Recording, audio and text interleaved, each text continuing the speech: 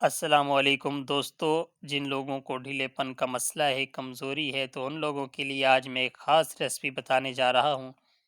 जिसने भी एक बार बना के इस्तेमाल कर ली, इंशाअल्लाह ताला उसको बहुत ज़्यादा फ़ायदा होगा और मुझको दुआएं देगा।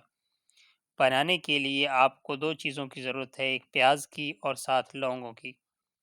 सबसे पहले आपने प्याज को छील लेना है और इस तरीके से इसका ऊपर का जो छिलका है वो आपने उतार लेना है।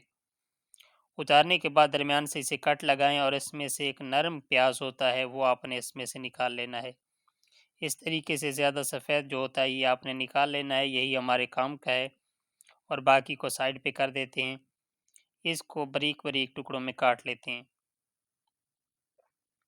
आपने भी इसी तरीके से इसको बारीक बारीक टुकड़ों में काट लेना है, यही हमारे काम की चीज़ है।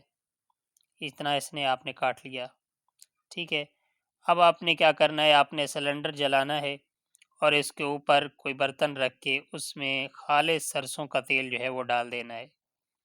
इतना सरसों का तेल आपने इसमें डालना है और फिर इसमें ये सारी चीज़ें इसमें डाल देनी है, लौंग और प्याज जो हमने काट के रखा हुआ है इस तरीके से इसमें शामिल कर देना है और इसको अच्छे तरीके से आग में फ्राई करना है।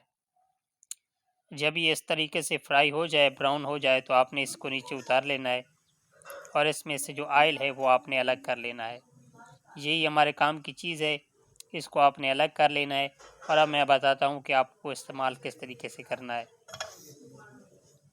इस तरीके से आपने ऑयल को उंगली की मदद से मालिश करना है और ये लाजवाब चीज़ जो है वो इंशाअल्लाह आपको बहुत ज़्यादा फ़ायदा देगी। इस तरीके से आपने मालिश करनी है, इसको आहिस्ता आहिस्ता इसको मालिश करते जाएं और इस तेल को जज़ब कर दें, बहुत फ़ायदा होगा इंशाअल्लाह।